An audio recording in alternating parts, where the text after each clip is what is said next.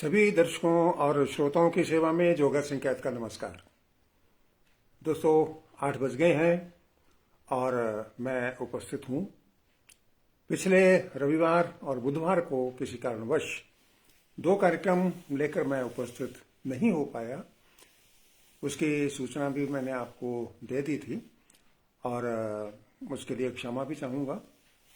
आज रविवारीय सहज चर्चा का प्रोग्राम है और आज जिस महानुभव से आपकी मुलाकात होने जा रही है उन्हें आप अच्छी तरीके से जानते हैं, क्योंकि दिसंबर तक 100 एपिसोड में मेरे साथ अटपटे सवाल चटपटे जवाब प्रोग्राम पेश करने में इनकी महती भूमिका रही है। जी हाँ, नाम पहचान गए होंगे आप। सादर आमंत्रित हैं सरदार रूप सिंह जी राजपुरी, अरावतसर के रहने वाले हैं और अध्यापक, बिल्कुल सहज सरल स्वभाव के, लेकिन सरलता इतनी कि एक नहीं, 2 नहीं, कई कई काम एक साथ करते रहते हैं। जी हाँ, उन सभी बातों को आपके सामने खुद उन्हीं की जुबान से आप तक पहुंचाने की कोशिश में आज उपस्थित हुआ हूं। और आप कमेंट जरूर लिखें ताकि हौसला अफजाई हो, और इस कार्यक्रम को ज़्यादा से ज़्यादा शेयर ज़रूर करें ताकि ज़्यादा से ज़्यादा लोगों तक ये मोटिवेशनल प्रोग्राम है वो पहुंच सके। और अगली बात ये है, डूंगरराम गोठवाल जी ने जय भीम सर लिखा है, रूप सिंह जी राजपुरी उपस्थित हो गए हैं, मैं उनको ऐड करता हूं।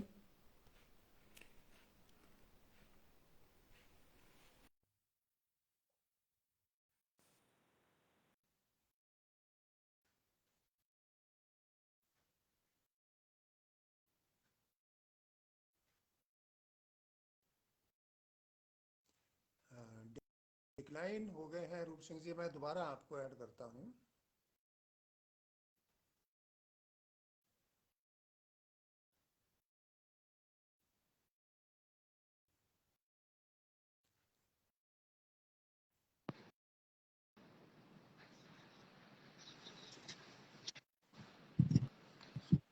हाँ जी, सत श्री अकाल जी। नमस्कार। इस तरह रखे हैं या टेढ़ा करें? बस ये सही है अपना, बढ़िया। ठीक है, हाँ जी, कर दो इसको। यही ठीक है, सेट कर लो इसमें।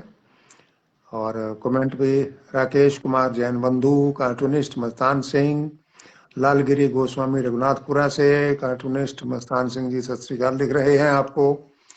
और अजीत भट्टू जी भी आपको नमस्ते लिख रहे हैं। और आगे नाम आया है सुरेंद्र कुमार हुड्डा जी का, ये भी आपको देख रहे हैं। और अब कार्यक्रम का आगाज किया जाए, शुरुआत की जाए, अगर आपकी आज्ञा हो तो। हाँ जी, बिल्कुल, कार्यक्रम तो शुरू करना है। मुझे कमेंट्स के अक्षर आज सफेद सफेद दिखाई दे रहे हैं,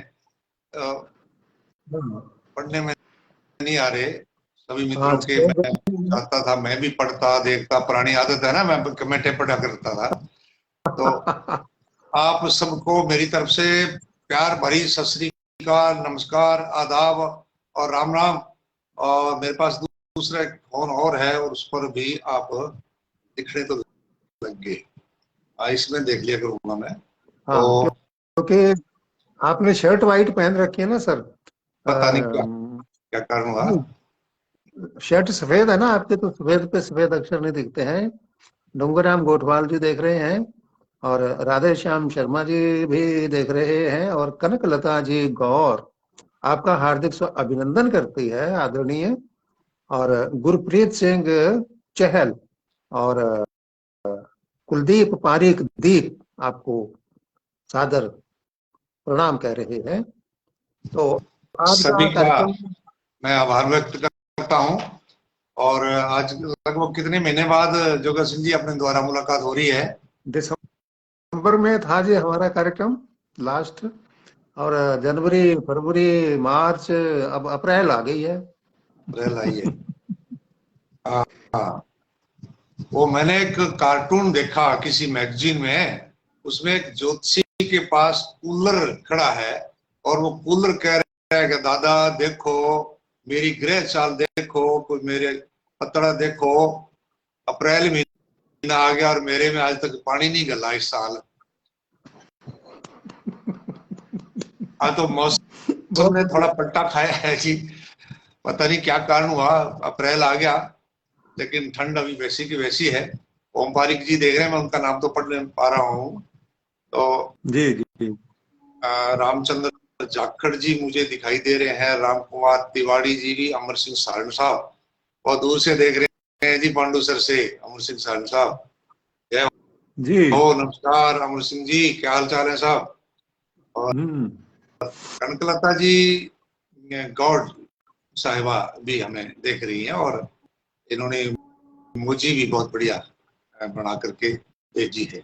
ओम जी कह रहे हैं जी। ऊंचा सुनता है आजकल, ये सारी व्याधियां आएंगी जी, क्या करें कुछ ना कुछ। अब मुझे अब दिखना भी कम हो गया, वैसे तो मैं बिना चश्मे के तरला कर रहा हूँ, लेकिन फिर भी दिखाई तो मुझे देता है। वो आप बड़ी बात है, सफेद पर सफेद अक्षर आ जाते हैं तो ये तो जी बड़े बड़ों को नहीं दिखते होंगे। लेकिन जी जी जी जी। ओम जी कह रहे हैं कि आज कई दिनों के बाद जोड़ी मिली, अच्छा लगा। जी जी जी जी, धन्यवाद। हमें भी बड़ा अच्छा लगता है जब दूर दराज बैठे ओम पारिक, हुए भाइयों से मिलना होता है ना जी, फोन के माध्यम से, तब दिल को सुकून मिलता है। बिल्कुल सही कहा। ओम पारिक जी ने कहा है कि ऊंचा सुनता हूँ आजकल। तो ओम पारिक जी से मेरा निवेदन है कि खाट के पाए कटवा के थोड़े से नीचे कर लो, फिर ठीक से सुनने लग जाएगा आपको। ऊंचे खाट पे सोओगे तो फिर कैसे सुनेगा आपको, है ना। जी और जी जी जी। आज अब हमारे बहुत सारे दर्शक जो हैं शायद यही सोच रहे होंगे कि आज अटपटे सवाल 75 जवाब आने वाले हैं। दोनों जोड़ी फिर से आज आमने सामने है। लेकिन आज रविवार सहज चर्चा का आयोजन है, और आज हमने सादर आमंत्रित किया है बिल्कुल छोटे से साधारण से दिखने वाले गुरुजी रूप सिंह जी राजपुरी, जो अपना जीवन बिल्कुल सहजता से निर्वाह कर रहे हैं। और इनकी सहजता का आलम यह है कि इन्होंने एक नहीं, कई कई विधाओं में, कई कई भाषाओं में अपनी महारत हासिल की। और यही नहीं, नजदीक या कोई दूर नहीं, बल्कि विदेशों तक में भी अपनी रचनाओं की धाक बिठाई है। और सबसे बढ़िया बात यह है कि एकमात्र सरदार जी आपको मिलेंगे, गूगल के ऊपर भी अगर आप सर्च करेंगे, राजस्थानी में लिखने वाले, बोलने वाले और अंतर्राष्ट्रीय मंचों तक राजस्थानी का परचम लहराने वाले। स्वागत है सर, आपका बहुत बहुत अभिनंदन है राजपुरी जी। और अब ज्यादा देर ना करते हुए, अब जिज्ञासा है कि जो आदमी इतनी प्रतिभाओं का धनी है, और बिल्कुल देखने में तो कहीं से भी नहीं लगेगा कि कोई इतना विद्वान आदमी होगा, तीन तीन भाषाओं के ऊपर कमांड है, 2 दर्जन के करीब पुस्तकें लिख चुके हैं। और इसके अलावा भी जब शाला में थे उस समय भी इन्होंने बच्चों को बहुत कुछ, शिक्षा के अलावा भी बहुत कुछ दिया है। और बच्चे आज भी उनको याद करते हैं, कोई किसी नौकरी में पहुंच गया, कोई कहीं पहुंच गया, और कार्यक्रम में देखते थे तो गुरुजी प्रणाम लिखते थे कि जी मैं फला डिपार्टमेंट में हूँ, आपसे पढ़ा हूँ, वगैरह वगैरह। काम गुरुजी आदमी का बोलता है, नाम में क्या रखा है ना। जी और जी आपका काम फिर चढ़ के बोलता है, और आज भी बोलेगा। आज आपके श्रीमुख से बोलेगा। और मैं आपको सादर आमंत्रित करता हूं। मैंने सेल्फ स्टार्ट लगा दिया है गाड़ी को, और स्टेयरिंग आपके हाथ में पकड़ा दिया है। अब आप दौड़ाइए अपनी गाड़ी, कहाँ कहाँ देश विदेश तक आपने अपनी गाड़ी दौड़ाई है। और क्या आपके खट्टे मीठे अनुभव देश विदेश में रहे हैं, तो लोगों को बड़ी रुचि होगी सुनने में। तो ज्यादा इंतजार न करवाया जाए धन्यवाद तो जी, जगत सिंह जी, धन्यवाद। धन्यवाद आपका मुझे आज अपने प्रोग्राम में बुलाने के लिए।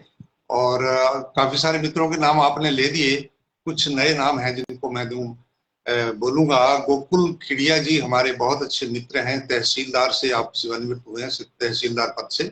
वाह। और आप अपने घर पर बैठ करके साहित्य साधना करते हैं और बहुत अच्छा डिजिटल भाषा के आप जानकार हैं और बड़ा अच्छा आप लिखते हैं। आपने सत श्री अकाल लिखा जी, मुझे जी बड़ा अच्छा लगा जी, धन्यवाद साहब आपका गोकुल जी। पवन पारिक जी भी हैं, सुरेश कुमार जी भी हैं, कार्टूनिस्ट मस्तान सिंह जी भी हमारे साथ हैं, डूंगरराम जी गोटवाल साहब, सुधीर मुकलावा जी और भोला सिंह जी सग्गू साहब। लगभग हमारे वही मित्र हैं जी जो हमारे अटपटे सवाल चटपटे जवाब प्रोग्राम में अपनी प्रतिक्रियाएं दिया करते थे, वो सभी आज हमारे साथ हैं और पुराने उन मित्रों को पा करके बड़ा मन प्रसन्न होता है। और आपने ये जो बात शुरू की कि भी कविता के क्षेत्र में कुछ कहीं ना कहीं पहचान बढ़ी है और बाहर अंदर जाने का मौका कविता की वजह से ही मिला। बिल्कुल मैं ये मानता हूँ कविता की वजह से मिला, वरना हवाई जहाजों में यात्रा या 5 स्टार होटलों में भाई साहब रहना करना हमारे परिवार की पृष्ठभूमि में तो कोई आदमी सोच भी नहीं सकता था। लेकिन ये कविता का पुण्य प्रताप है कि मैं ये आनंद सब देख पाया और घूम फिर पाया मैं दुनिया में।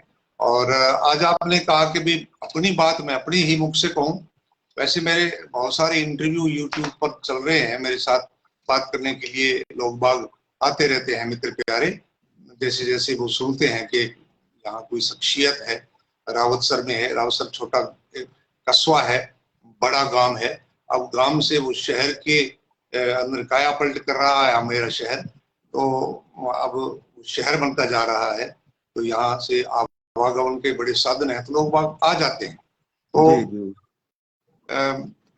इसी की लाइनों से ही मैं शुरुआत करूंगा आज के प्रोग्राम की। आवाज तो मेरी बड़ी आ रही है ना आपको? बिल्कुल आवाज सही आ रही है। और मैं एक नाम पढ़ना चाहूंगा, आपकी नजर करना चाहूंगा। सभी नाम आप पढ़िए। हास्य कवि घनश्याम जी अग्रवाल जी, हमारे साथ जुड़ चुके हैं। स्वागत हो। आप इनको जानते ही हैं, इनका कार्यक्रम भी इसमें हो चुका है जी जी रविवारीय संगीत चर्चा में। और इनकी पुस्तक भी मैंने आपको दिखाई थी जब इन्होंने पुस्तक भेजी थी, जब हम अटपटे सवाल करते थे, जी जी। तो वो भी आपको दिखाई थी, नजर की थी आपके। तो स्वागत है बड़े भाई, आप हमें आशीर्वाद देने के लिए पहुंचे। जी रूप सिंह जी। बहुत आसान है औरों से मिलना, बहुत आसान है औरों से मिलना, बहुत मुश्किल है खुद से खुद की मुलाकात करना।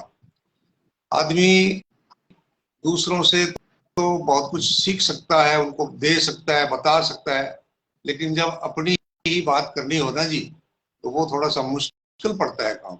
अपने बारे में अपनी ही मुलाकात करनी, खुद से मुलाकात करनी, ये मुश्किल हो जाता है। और मैं तो ये कहूँगा कि भाई जिंदगी ने मुझे बहुत कुछ सिखाया है।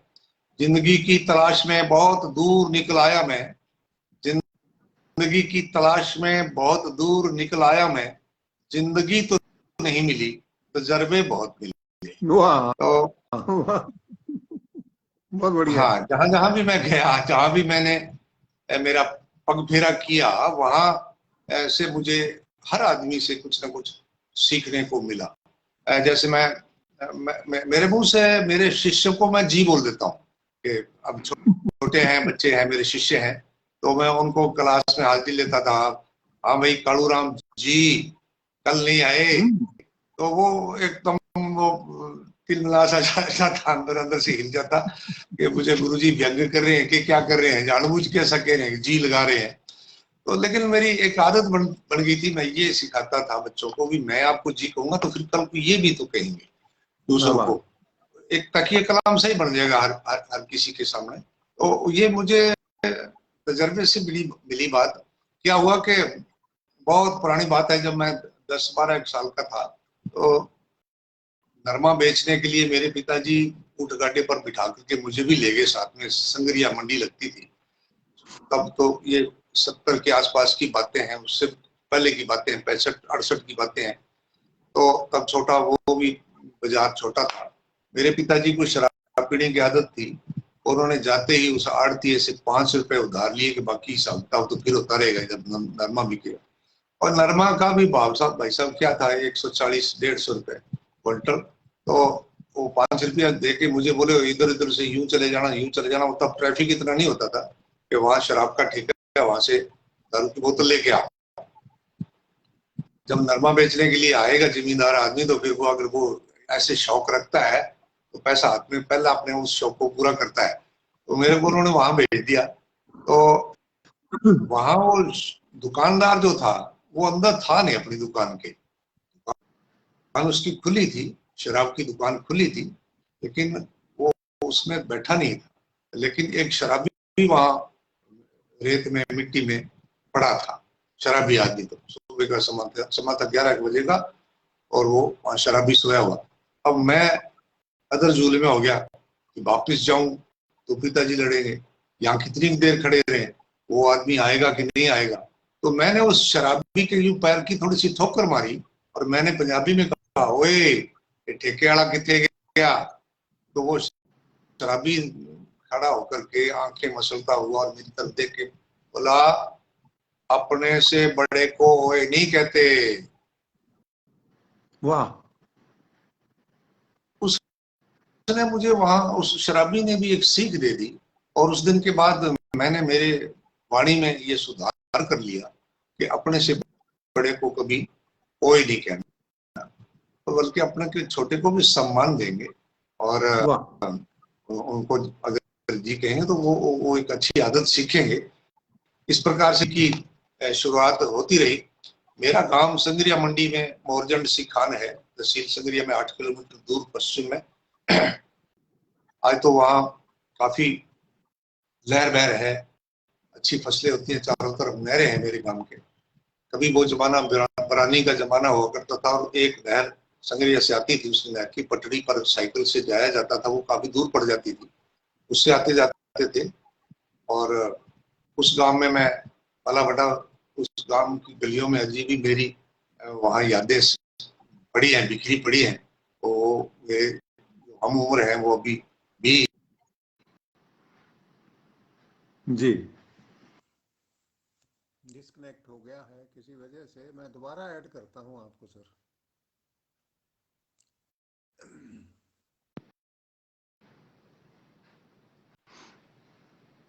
हाँ जी, अपने दोबारा ऐड आप चलते चलते बंद हो गए, अपने आप में ही, अपने आप। अब तो दिखाई सुनाई दे रहा है। हाँ जी। हाँ जी। तो कहने का मेरा मतलब है जी, वो अच्छी बात अगर आपको कहीं से भी मिलती है ना जी। थोड़ी आवाज बढ़ाइए, कम हो गई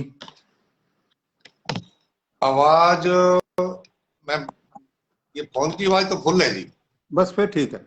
हाँ, अब ठीक मेरी है जी। आवाज में कोई हो सकता है कोई रोड़ा हो। तो मैं नहीं, अब ठीक होगी। सभी भाइयों को ये कहना चाहता हूं जी, अच्छी बात अगर आपको कहीं भी से भी मिलती है, चाहे वो कोई अपराधी आदमी भी आपके लिए कोई बात छोड़ गया, तो उसके आप ना देखें, उसके कर्मों की तरफ ना देखें तो ये कैसा काम करता है, लेकिन उसकी बात की तरफ देखें। वो मोहम्मद साहब ने भी कहा है कि ये मत ध्यान दो, इस बात की ओर ध्यान मत दो कि कौन कह रहा है, ध्यान देने वाली बात यह है कि वो क्या कह रहा है। वाह वाह। हाँ, अगर अच्छी बात कोई कह रहा है ना जी, तो उसकी बात को आप ध्यान से सुनिए और उसको अपनाइए। ये मत देखिए कि ये किसी ने कहा है। राजेंद्र इंदलिया जी कह रहे कि अच्छा बोल रहा हो तो बहुत अच्छा, आपको गुरु नशे की दुकान पर मिला। हाँ जी, हाँ जी, कहीं से भी मिले, मैं तो यही बात बार बार इसकी वकालत कर रहा हूँ। एक जफर खान जी सिंधी साहब के स्वर्गवास के बारे में आज काफी फेसबुक पर चर्चा चली थी। वे रेडियो के आदमी थे, रेडियो पर काम करते थे और उनकी आवाज में और राजस्थानी में इतना मिठास था। हमारी तरफ से, इस कार्यक्रम की तरफ से उनको श्रद्धांजलि है जी, नमन है हमारा। मारवाड़ के लोग जो है उनको बहुत जानते थे, क्योंकि उसी एरिया में वो ज्यादा प्रचलित थे। कवि राणा राजस्थानी जी बड़ी सादगी से हैं, कवि हैं, मेरे साथ बहुत प्रोग्राम इन्होंने किए हैं और बड़े प्रसिद्ध हैं पूरे देश में। बच्चा बच्चा इनके नाम से परिचित है, राणा राजस्थानी के नाम से। वे भी हमारे प्रोग्राम को देख रहे हैं। शुक्रिया जी राणा जी। और बाल योगी संत जुगल जी कर्णपुर से, मैं पिछले दिनों आपके दर्शन करने के लिए गया था, वहां मिल करके आया, तो इन्होंने भी हमें अपना आशीर्वाद भेजा है। हम तहे दिल से आपका शुक्रिया अदा करते हैं गुरु जी। उन्होंने अरुण और उमेश जी भी बहुत बढ़िया सीख की बात करते हैं। इन्होंने पहली बात ही जो मैंने आज करी है, इस बात पर इन्होंने अच्छा बताया कि जी अच्छी सीख। बिल्कुल जी, एक अध्यापक होने के नाते हम तो यही कोशिश करते रहते हैं कि भी सीख देनी है। मेरी एक कविता लड़कियों के लिए है, वो प्रसिद्ध भी होगी, उसमें व्यंग भी है और सीख है। वो मैं हमेशा ये कहा करता हूँ कि मैं तो सीख देता रहता हूँ, किसी के काम की बात हो तो ले लो। और वैसे मेरी कविता में से आप ढूंढोगे शिक्षा तो नहीं मिलेगी, लेकिन अगर हाँ आपके भाग्य अच्छे हैं तो उसमें से आपको शिक्षा मिल जाएगी। पर लेकिन मैं कोई शिक्षा नहीं देना चाहता, हाँ उसमें से अगर आपको मिल जाए तो अच्छी बात। वो ये है कि राजस्थानी में मेरी बड़ी अच्छी लोग उसकी भी फरमाइश करने लगे। जैसे किसी भाई ने शुरू में लिखा था कि भाई कुलड़ी वाली कविता सुनाओ, तो वो कविता सुना करके जी बागड़ी में कहा क्या जी, मैं तो दाप गया जी सुना के। तो उसी प्रकार ये नई कविता मेरी काफी पसंद की जाती है और लोग उसकी फरमाइश करते हैं। वो ये है कि बरसना है राम जी तो ढंग स्यू बरसो, गाजन गुजन में के पड़ियो है। बरसना है राम जी तो ढंग स्यू बरसो, गाजन गुजन में के पड़ियो है। लोन लेना है तो बैंक सु लियो, महाजन भोजन में के पड़ियो है। और पति ने परमेश्वर समझो लुगाइयो, साजन सुजन में के पड़ियो है। घर स्यू पढ़न जान वाली छोरिया ने इतो ही कहनो है, थे दौड़ लगानी सीख लियो, भाजन भोजन में के पड़ियो है। तो मैं इस प्रकार से, अब मैंने तो मेरी बात कह दी, अब ये मजाकिया लहजे में कह दी, लेकिन इसमें सीख है सब। और वो सीख अगर आपके कानों में पड़ गई और आपने समझा कि हाँ ये बात तो काम की है जी, तो भोला सिंह जी सिद्धू साहब कह रहे हैं कि जी बिल्कुल सही कहा। अगर अच्छी लगी मेरी बात तो जी, कुकड़ा साहब है विनोद कुमार जी, डॉक्टर विनोद कुमार जी कुकड़ा, इन सबको नमस्कार कह रहे हैं जी। और हथाई ग्रुप से हमारे पास बात आई है कि जी अच्छी बात कही। बिल्कुल साहब, मैं तो मेरी तरफ से अच्छी बात ही कहना चाहता हूँ। सुरेंद्र मटोरिया जी पौड़का गांव से, पौड़का के साथ मेरी बड़ी यादें जुड़ी हुई हैं, और कह रहे हैं कि पौड़का के सरपंच साहब आप दोनों को नमस्कार बोल रहे हैं, हम साथ में बैठे हैं और गाड़ी चला रहे हैं। शुक्रिया जी, आप गाड़ी चलाते समय हमें सुन रहे हैं, लेकिन गाड़ी चलाओ तो सावधानी से चलाइए, रात का समय है और बिल्कुल सावधानी के साथ सफर करना चाहिए। सब आपका सफर मंगलमय हो। रेशम सिंह अटवाल साहब भी जोगा सिंह जी को नमस्कार कह रहे हैं, राजपुरी जी को भी नमस्कार कह रहे हैं। जयप्रकाश मील जी, रूप सिंह जी और जोगा सिंह जी, आप तो बातें करते रहो, अच्छी बात रख लूंगा, बाकी बातें भी कहीं ना कहीं रख ही लूंगा। कहने का भाव है कि आपकी सभी बातें अपने पास ही रख लूंगा। बिल्कुल यही बात हम चाहते हैं जी। हमने अगर 10 बातें आपको कही, 10 बातें आपको बताई, और उनमें से अगर 2 बार 4 बार आपने अपना ली, तो बस हमारा कहना सार्थक होगा जी। और मैं आजकल एक बात मेरे याद करवा दी आपने जी, कि कहने वाला जो है वो कुछ कह देता है, कहने हाँ वाला कह देता है, हाँ जी, वो उसका जिम्मेवार है कि ये बात मैंने कही। हाँ सामने वाले ने उसको क्या समझा, ये जिम्मेवारी उसकी है, कहने वाले की नहीं है।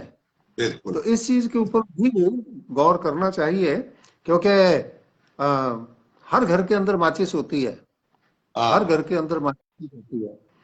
अब उस माचिस की एक तीली से घर चलाया भी जा सकता है और घर जलाया भी जा सकता है। ये हमारे यूज करने पे, प्रयोग करने के ऊपर निर्भर करता है जी। जोगा सिंह जी, माचिस से मेरे को याद आ गया, मैं तो पुराना आदमी हूँ, देखो मैं सब हमेशा बताया करता हूँ भाई, 70 साल का हो गया। हमारे जमाने में शुरू में बचपन में आंधियां बहुत आया करती थी। एक दिन आपके इसी प्रोग्राम में एक साथी काली बोली आंधी की और पीली आंधी की बात कर रहा था। आंधियां बड़ी आती थी हमारे इस एरिया में, ये बीकानेर डिवीजन जो है ना, इसमें बहुत आंधी आती थी, रेत उठता था और 15-15 दिन लगातार आंधी आती रहती थी। और ऐसी आंधी में भी हमारे जो माताएं थी, दादियां थी, गृहिणियां जो थी, आग को संभाल के रखती थी, तिल्ली खर्च नहीं करती थी। एक बार कहीं से जी तिल्ली ला करके जला ली और फिर छाना, उसको छाना बागड़ी में कहते हैं, गोए कहते हैं पंजाबी में, चूल्हे में रखते थे, ढक के रखते थे। सुबह उसके ऊपर राख छा जाती थी सर्दियों में भी, लेकिन उसको जैसे तैसे करके फूस फास उसके ऊपर रख करके आग के द्वारा उसी से जला ली जाती थी।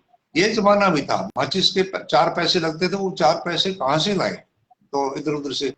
और आग मांगना हमारी संस्कृति का हिस्सा था, आग मांग करके लाना। आजकल तो लोग जो पैसे का व्यवहार भी नहीं करना चाहते, एक दूसरे से पैसे उधार नहीं लेना चाहते, तो उस समय आग उधार मांग करके लाना, घड़े का ढक्कन लेकर के जाते थे और दूसरे के घर से बच्चों को भेज देते थे, या जैसे 2 ढक्कन देते, एक उसके ऊपर ढक्की लाना है और दूसरे से ला करके आग जलाई जाती थी। तीले से आपने बात करी, तो तीला कहाँ पड़ा था किसी के पास, तिले नहीं हाँ। होते थे उसमें ऐसी। ये भी कहा जाता है ना, कई जो गृहिणियां थी वो अपने आप को इससे आंकती थी कि भाई हम कितने अमीर हैं।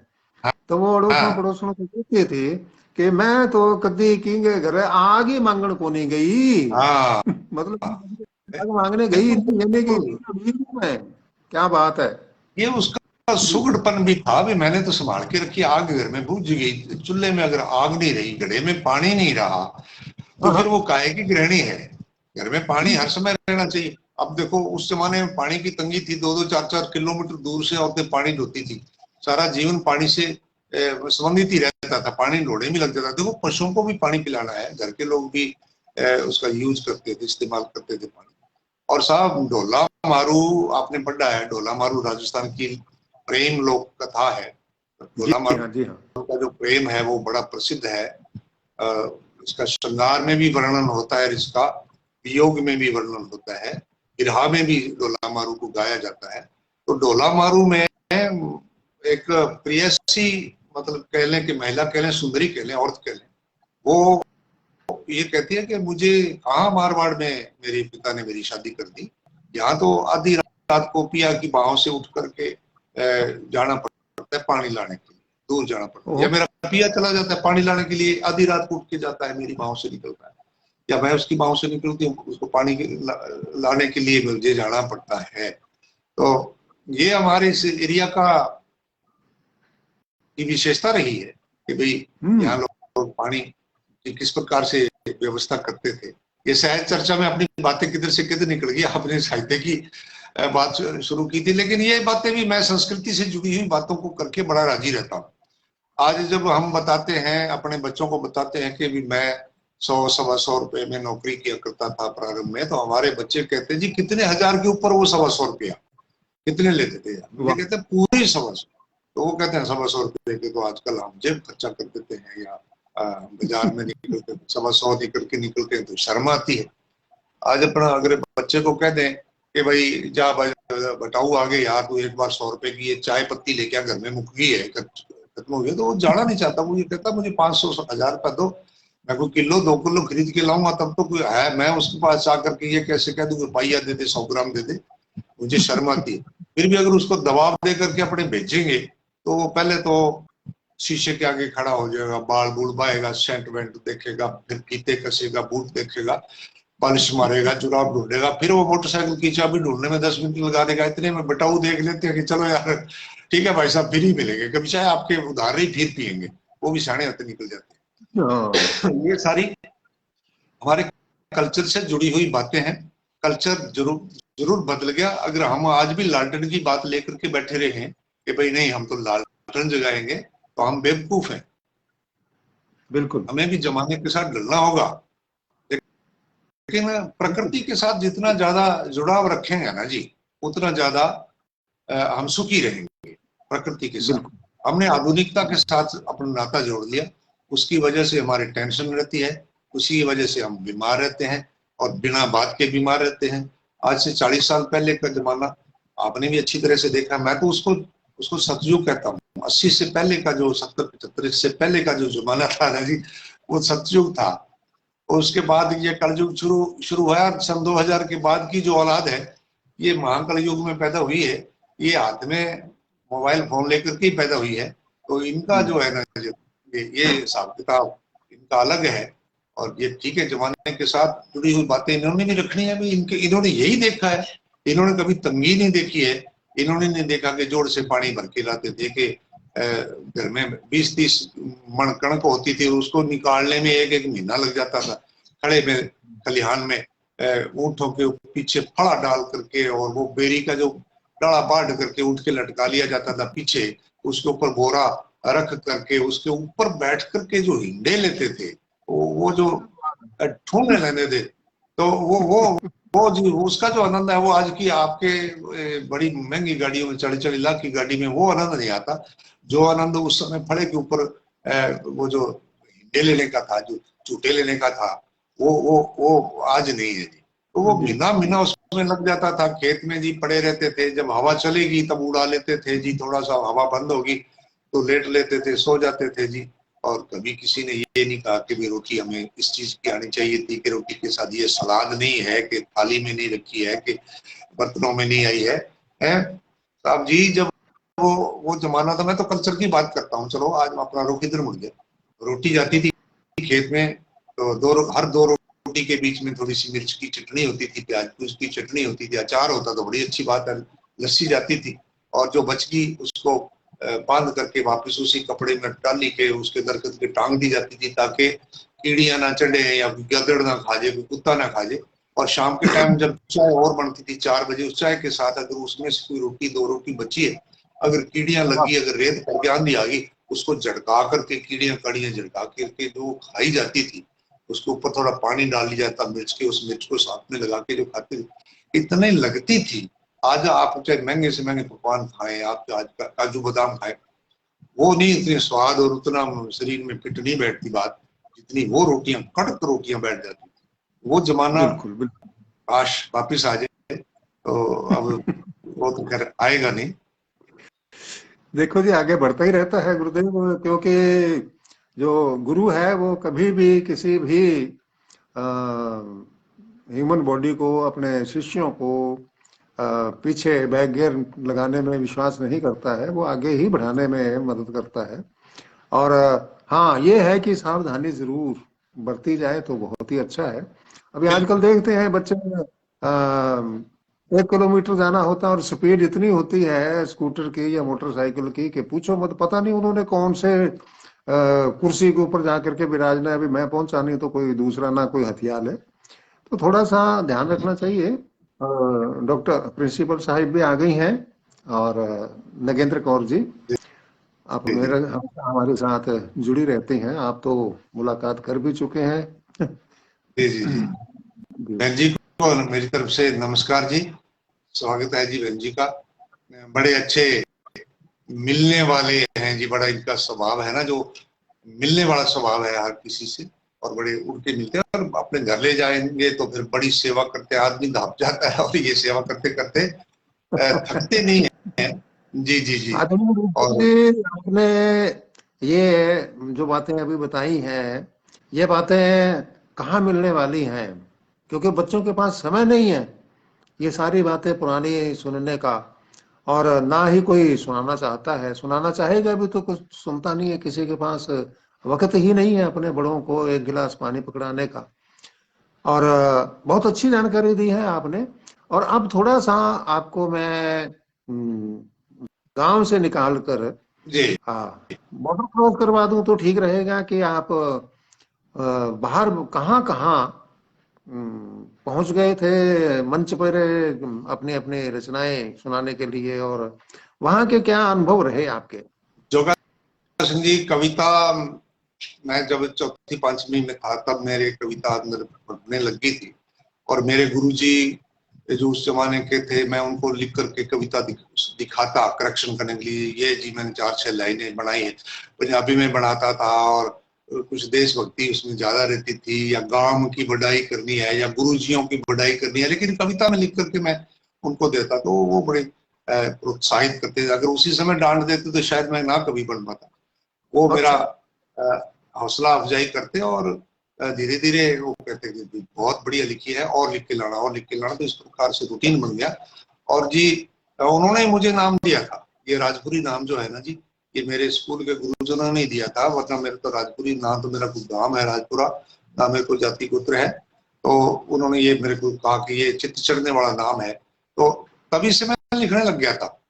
और फिर जब मैं 74 में लगभग मैं 20 साल का था, तब मेरी पहली किताब आ गई थी जी। तो देख लो आप, तब से मैं लिखने के अंदर हूँ। और लेख मेरे अखबारों में, ये पत्रिका वगैरह में तभी से आ गए थे जब मैं 19 या 20 साल का था। तब वो 20-25 रुपए एक रचना का मेहनताना भी मिलता था, बड़े अखबार देते थे। तो तब से लिख रहा हूँ। जब मैं राजस्थानी में लिखने लगा, राजस्थानी में लिखने का कारण ये बना, पहले मैं पंजाबी और हिंदी में रह गया था। और लेकिन जब मेरी पोस्टिंग इधर पौड़का में हुई, रावतसर से 15 किलोमीटर 17 किलोमीटर दक्षिण में गांव है पौड़का। तब तो उस गांव में इतना पानी वानी नहीं था, अब तो नहर उसके पास से जाती है, सड़क भी है। तब पैदल का जमाना था, टीमों का जमाना था।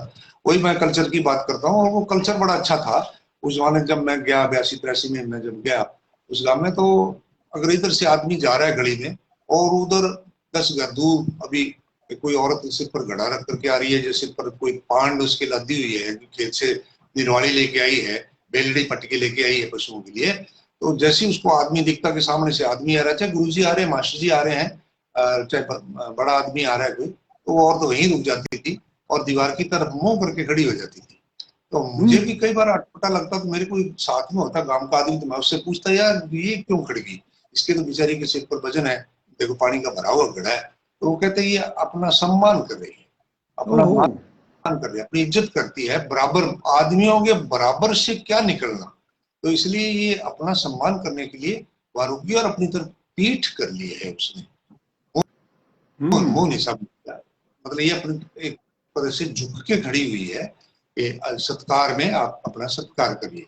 तो ये ऐसी बातें मुझे बड़ी अंदर से टच करती थी कि भाई इनको अपने गीतों में इसमें लिखा जाया करे। तो फिर मैं धीरे धीरे, वहां मेरे बोली की समस्या आई, मेरी पंजाबी बोली थी, वो पंजाबी समझते नहीं थे उस गांव के लोग, पौड़ का गांव के लोग। अभी पीछे एक दर्शक आए हैं सुरेंद्र मटोरिया जी, मटोरिया लोगों के साथ मेरा उस गांव में स्याग विभिन्न जातियों के लोग रहते थे, तो मोहम्मदन भी वहां रहते हैं, तो उनके साथ मेरा बड़ा प्रेम हो गया था। आमतौर पर अध्यापक इस प्रकार से घुल मिल करके रहते नहीं है। मेरी वहां से बदली हुए कितने साल हो गए, लेकिन आज भी मैं उस गांव में ब्याह शादी में जाता हूँ, वो मेरे आते हैं। इस प्रकार से प्यार मोहब्बत उस गांव के साथ बड़ी अंदर की तार जुड़ी हुई है जी, कहने का मतलब।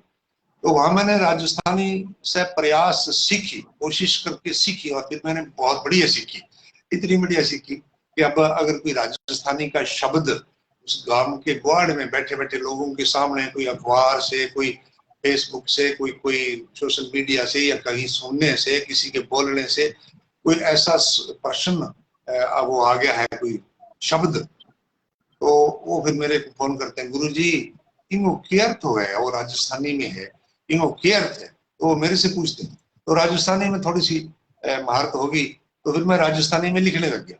फिर मेरे जब वीडियो वाडियो आ गए, सोशल मीडिया ने बड़ा फायदा दिया है कवि लोगों को, तो उनकी रचनाएं दूसरे लोगों तक जाने लगी।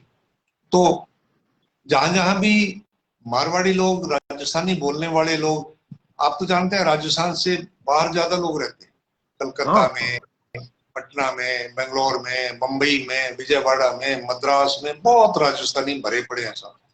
तो वो पुराने जो बुजुर्ग लोग हैं, वो अपनी बच्चों को, अपनी नई संतति को, अपनी औलाद को राजस्थान से जोड़ के रखना चाहते हैं, लेकिन वो बच्चे इधर आना नहीं चाहते।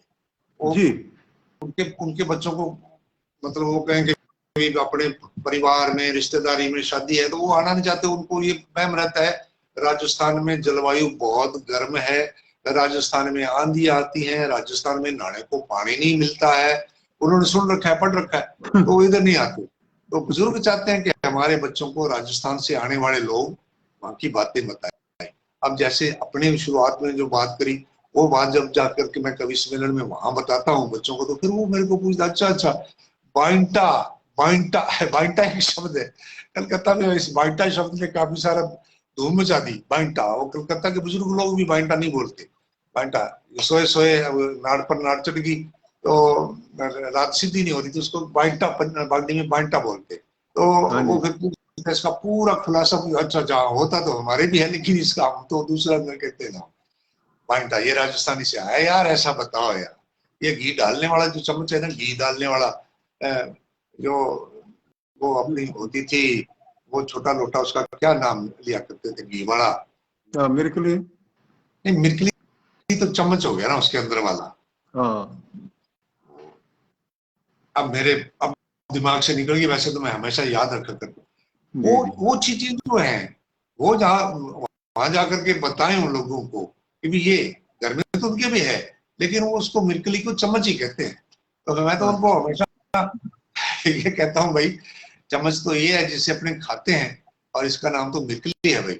इस मिर्कली का एक बाप भी होता था भाई, मीरिया, अपने पंजाबी में जिसको पड़ा कहते थे ना जी, पड़ा, वो लोहे का भी होता था, पीतल का भी होता था, और पतीला भर करके चाय का पड़ा रहता था। सुबह सुबह बच्चे उठते, जैसे जैसे उठते आंख बंद होती, गीडाई होती थी, और बस थोड़ी सी कोशिश करके खोल करके आंख देख रहे थे, पतीला इतने कदम दूर है, फिर आंख बंद करके सीधे जाते, और वहां कोई जूठी बाटी पड़ी है, किसी और ने पी है चाय, उसमें से ली मिरिया भरा, वो भरा अपना पड़ा, भरा बाटकड़ी भरी, और गरम गरम चाय जैसे जैसे पेट में जाती थी, आंख वैसे वैसे खुलती रहती थी। ये पुराने लोगों के साथ वही है। और फिर एक भर के और पीते थे। तो उन लोगों को जब बताते हैं तो वो एक दूसरे से पूछते रहते हैं, यार वो सरदार जी कितने में आएंगे यार, वो जो अपनी कल्चर की बात करते हैं, अपनी भाषा में बात करते हैं, तो उनको बुलाना है यार। तो वो होली दिवाली जी कवि सम्मेलन करते हैं। जो प्रवासी हो गए राजस्थानी, जो बाहर बाहर रहते हैं, दूसरे प्रांतों में रहते हैं, बड़े शहरों में रहते हैं, तो मुझे बड़ी जाकर के वहां खुशी होती है। वैसे तो उन लोगों ने होटलों में व्यवस्था की होती है, हमारी हवाई अड्डे से सीधा वो अपनी गाड़ी से लेकर के जाते हैं, और वो कहते हैं जी होटल में रहोगे या हमारे घर रहना चाहते हो, हम आपको घर रखना चाहते हैं। तो मैं कहता हूँ घर क्यों रखना चाहते हो, कि जी आपसे बात करेंगे, हमारे बच्चे कुछ ना कुछ राजस्थानी के बारे में, राजस्थान के बारे में सीख लेंगे, जान लेंगे। तो बिल्कुल वो सारा का सारा परिवार इकट्ठा होकर के पास बैठता है। वहां से चलते चलते काम फिर विदेशों में भी तो राजस्थानी बहुत रहते हैं, जी हाँ। विदेशों में तो वो भी अपने कल्चर के साथ जुड़े हुए रहते हैं। अभी मैंने आज अमेरिका में एक कवि सम्मेलन का कार्ड देखा, वो सारे के सारे शुद्ध हिंदी में था, और वहाँ के वाले लोग जो है वो आयोजन कर रहे हैं, तो हिंदी भी लिख के कर रहे हैं। उस प्रकार से राजस्थान के लोग जहां जहां राजस्थानी रहेंगे ना जी, चाहे किसी भी देश के किसी भी कोने में जाके रहे, वो राजस्थानी में ये विशेषता होती है कि वो अपने कल्चर को छोड़ना नहीं चाहता। आदमी है जी चाहे जी। औरत है, बेबसी उसकी होगी बेचारे की कि उसके साथ कोई बागड़ी बोलने वाला है ही नहीं है, तो फिर वो क्या करे, फिर उनकी भाषा सीखेगा। तो वो फिर हम लोगों को बुलाते हैं। इस प्रकार से मलेशिया, थाईलैंड, हांगकांग और सिंगापुर, इन देशों में मैं काफी साल पहले गया, और पीछे 20 में मुझे बुलाया गया था दुबई में। तो दुबई जो है ये यूएई जो है, यूएई अरब अमीरात, ये 7 देश हैं। इनमें क्या होता है कि एक देश का अगर अपने वीजा ले लेते हैं ना, तो फिर 7 देशों में घूमने की प्रक्रिया बड़ी आसान होती है, और आप बसों में चढ़ करके ही उधर एक दूसरे देश में जा सकते हैं। तो इस प्रकार से वहां उन जगह जाकर के घूमने का आनंद मिलता है। जब जेब किसी की हो, हाथ हमारा हो, और अगले मान सम्मान करने वाले हों, और आते समय आपको वो पहनाएं जी सोने की चेन 3 तोले की, और वो ये कहेंगे जी बस जी हम ज्यादा नहीं कर पाएंगे जी, हम आपके लिए इतना ही किया है, तो फिर वो अपने इधर की तुलना करें, इधर हम 10-10, 11-11 हजार पर फिरते हैं, और वहां के लोग देखो इसलिए करते हैं कि हमारे पास कला है ना, जो ये कला के पारखू हैं, ये कविता को पसंद करने वाले लोग हैं, और वो ये चाहते हैं। मुझे जिसने बुलाया था दुबई, वो आदमी ने ये मुझे ये कहा कि भाई मेरे पास 200 आदमी का स्टाफ है, और मैं उस आदमी की विशेषता ये थी कि सारे के सारे राजस्थानी लोगों को नौकरी देता है, चाहे उसके स्टाफ के हैं, ऑफिस में बैठने वाले हैं, ट्रक चलाते हैं, खलासी हैं, तो वो सारे के सारे लोगों को राजस्थान, देखो सोच होती है आदमी की कि मैं मेरे प्रांत के लोगों को ज्यादा से ज्यादा रोजगार दूं, तो वो राजस्थान के लोगों को धंधे पर रखता है, काम पर रखता है। तो उसने मुझे यही कहा था फोन से जब मुझे बुलाया कि जी वो आदमी जो मेरे काम करते हैं उनको अपने देश गए हुए, अपने घर गांव गए हुए 2-3 साल हो गए हैं, वो उधर गए हैं, वो थोड़े उदास हो रहे हैं, थोड़े मतलब मन नहीं लग रहा उनका यहाँ, तो आप आइए और उनका मन लगाइए। तो फिर देखिए साहब वो उस काम के लिए बुलाया, कामयाब हुए। तो कहाँ नसीब थे जी विदेशों में जाने का और हवाई जहाजों में चढ़ने का और घर से एक पैसा लेके नहीं जाना, और फिर अगले की हवा उसमें फोन में ही आ जाती है, वीजा भी कागज फोन में ही आ जाते हैं, उनको आप निकालिए और आप वो हवाई अड्डे पर जब बताएंगे तो वो भी नहीं कहते कि आप हमें कॉपी दीजिए, कागज दीजिए, आप फोन से दिखा दिया, तो वहां से देख करके और वो कर लेते हैं। और उन देशों की तो टेक्निक इतनी बड़ी है जी, उन्होंने आंखों का मेरा स्क्रीनिंग करके रख लिए, आंखों के उन्होंने हवाई अड्डे पर सब जगह ऑनलाइन हो गया, वो आंख के सामने कैमरा लगा के रखते हैं। अब जब कभी भी जाऊंगा, दोबारा मैं जब कभी भी जाऊंगा, मुझे ना अपना कुछ कागज दिखाने की जरूरत, ना कोई और, आंखों के पास कैमरा आएगा, अथवा मिलान हो जाएगा कि ये आदमी पहले भी आया हुआ है, इसकी ये कागज है और ये इस तरह का है, फलाना शहर का है, फलानी जगह का रहने वाला है। तो ये होता है।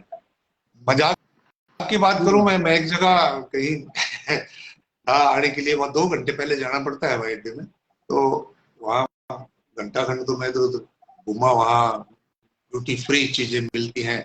अपने देश के लोग तो ज्यादातर क्या करते हैं कि वो बोतल खरीद के लाते हैं, यार यहाँ की वो बड़ी महंगी, अपने वहां तो 5,000 में मिलेगी, यहाँ ये 2,000 में पड़ रही है, चलो ये ले ले। एक पासपोर्ट पर 3 मिल जाती है, तो कोई दूसरे पासपोर्ट पर भी ले लेते हैं। आप तो सोफी हो, आप तो नहीं ले रहे, तो चलो यार मैं लेके जाऊंगा यार, वहां बाहर निकल के आप दे देना यार। तो वो एक चुटकुला है, मजाक है कि भाई वहां एक मशीन थी, हांगकांग की बात, वहां मशीन थी, तो उसमें मशीन में आप सिक्का वहां का डालिए, ऊपर खड़े होकर के, जैसे वजन तोलने वाली अपने रेलवे स्टेशनों पर रहती है ना जी, जी जी, तो उसमें सिक्का डालते हैं, पर्ची बाहर आती है, और वैसे भी मशीन बोल करके सुनाती है कि आपका नाम रूप सिंह राजी है, आपका वजन 65 किलो है, आप इतने दिन से यहाँ आए हुए हो, आज आप अपने गांव वापिस जा रहे हो। अच्छा, वाह यार, इनको कैसे पता लगा, कमाल है। अच्छा, इस मशीन को तो पता होगा, चलो दूसरी पर देखते हैं। वही सिक्का फिर वहां दूसरी पर जाकर के डालो, वहां खड़े हो जाओ, तो वो मशीन भी सिक्का डालने के बाद पर्ची भी निकालती है और बोल के सुनाती है, आपका नाम रूप सिंह राजपुरी है, आपका वजन इतना है, आप इतने दिन से इस देश में आए हुए हो, आज अपने देश में जाने वाले हो। वाह यार, कमाल है यार, इन मशीनों को भी पता है यार अपने कहाँ से आए हैं, कैसे आए। अब जी काफी मशीनों पर घूम लिए, फिर लिए, जी, तो चाय वाय पी, फिर बैठे और शॉपिंग कर ली, फिर मैंने कहा यार मशीन पर फिर चलते हैं, देखते हैं अब मशीन क्या कहती है। उसने मशीन में फिर पर्ची डाली, फिर वो पैसे डाले, फिर पर्ची निकली, फिर हवाई आई, आपका नाम रूप सिंह राजपुरी है, आपका वजन इतना है, आज आप 9 बजे की फ्लाइट से जाने वाले थे, आप पर्चियों में ही लगे रहे, आपकी फ्लाइट निकल गई। कुल ये चीज ये चीजें वहाँ होती रहती है जी, ये मजाक है और आधुनिक टेक्निक की चीजें हैं, तो देशों में है जी, ऐसा होता है। अगर अपने अपने इधर का गांव का आदमी ये लूटा रहेगा ना, उस चीजों में लगा रहेगा, तो उसके साथ ये कुछ भी हो सकता है। प्रहलाद सिंह जोहड़ा जी का मैं नाम देख रहा हूँ, जय जय लिखा है इन्होंने, बहुत बड़े कवि हैं, बड़ी पिछले दिनों में बम्बई में देख रहा था इनको, तो बहुत बड़े कवि हैं। और जी हाँ, डेली क्राइम प्रेस सत श्री अकाल कह रहे हैं।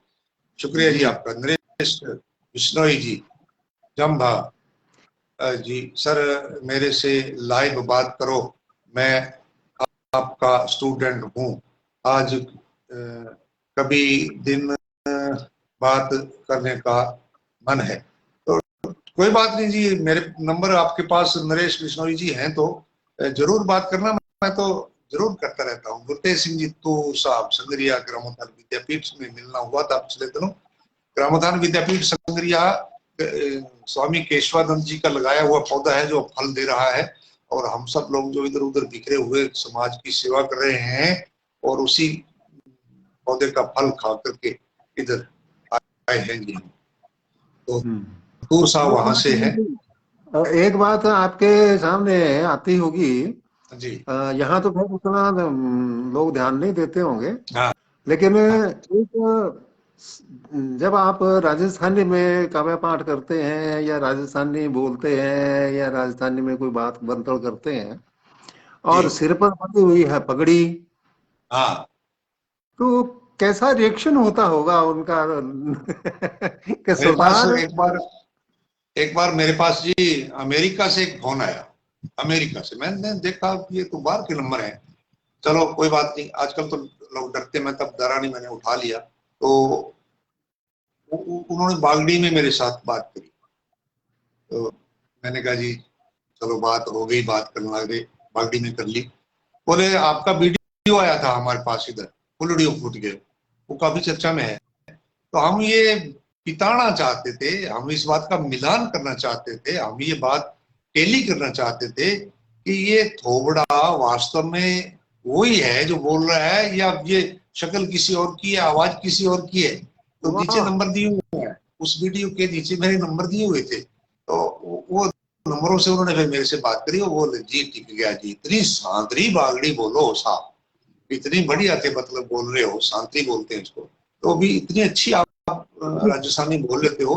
कई लोग तो ये कहते हैं जी हमारे बच्चे इतनी बढ़िया नहीं बोल पाते, या हम लोग भी नहीं बोल पाते, और आपने ये अभ्यास हो गया जी, करते करते अभ्यास के जड़मती हो तो सुजान, तो वो अभ्यास करने से इस प्रकार से मेरी ये बागड़ी होगी। बाकी लोग बागड़ी बोलते हैं, बहुत सारे लोग सिख होकर के, सरदार होकर के बागड़ी में बातचीत करते हैं। जिन गांवों में आधी आधी संख्या, जनसंख्या बागड़ी बोलने वाले की, आधी पंजाबी बोलने वाले की, मेरे गांव एरिया में तो गांव जो है, कई गांव ऐसे हैं, वहां बागड़ी बोलने वाला तो पंजाबी बोलेगा और सामने वाला जो जो पंजाबी है, सरदार जी है, वो बागड़ी बोलेगा। ये नजारा बिल्कुल नया पैदा होता है, आपने भी देखा होगा। वो तो बोलता है मैं इसकी भाषा बोलूं, इसको समझने में दिक्कत ना है, और वो सामने वाला ये कहता है मैं इसकी भाषा बोल लूं, इसको समझने में दिक्कत ना है। तो ये आनंद हमारे इसी एरिया में है जी, भाषा का। तो इस प्रकार से भाषा में जब बोलते हैं मुझे भी बड़ा आनंद आता है बागड़ी बोल करके।